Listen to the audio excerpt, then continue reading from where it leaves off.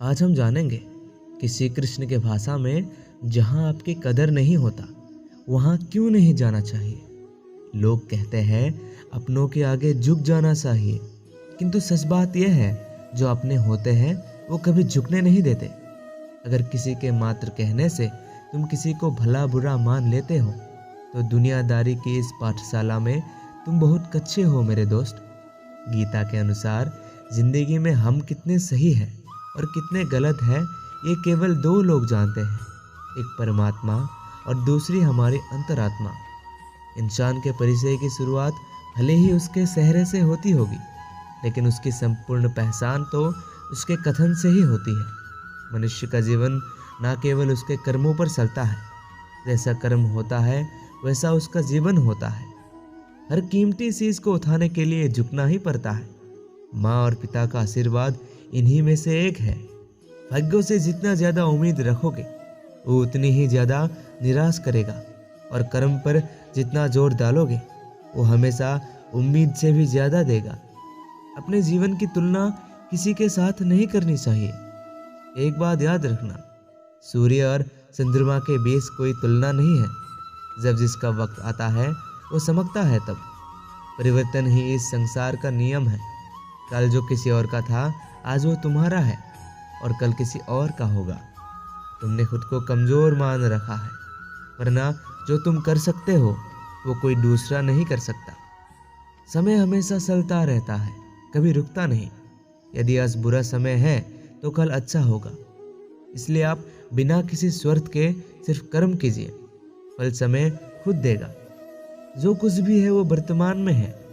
जो बीत गया है वो नहीं आएगा, और जो आने वाला है उसकी चिंता नहीं, बल्कि खुले हाथों से उसका स्वागत करें।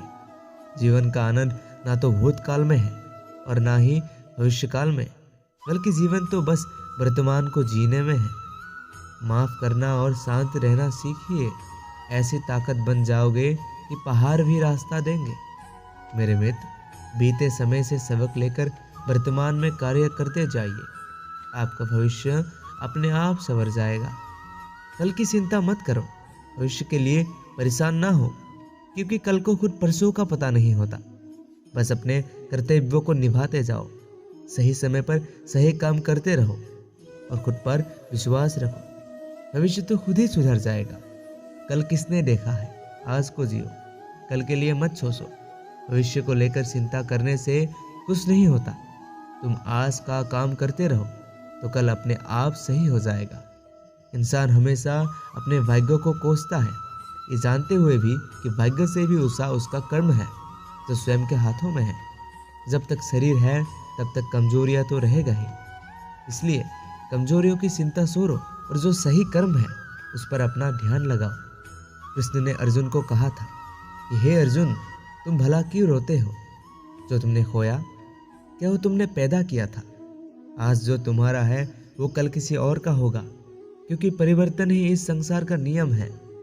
यदि कोई व्यक्ति विश्वास के साथ स्थित वस्तु को लेकर निरंतर चिंतन करता है तो वो जो चाहे वो बन सकता है।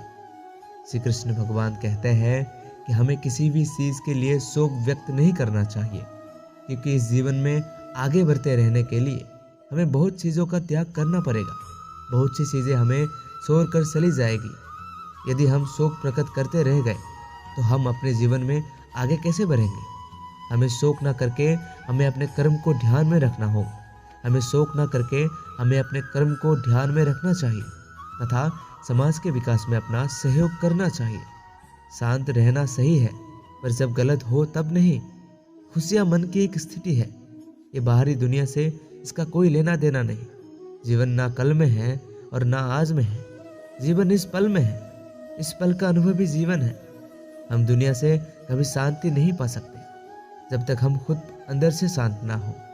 इसलिए आप उस समाज पर ना जाओ जहां लोग आपकी कदर नहीं करते।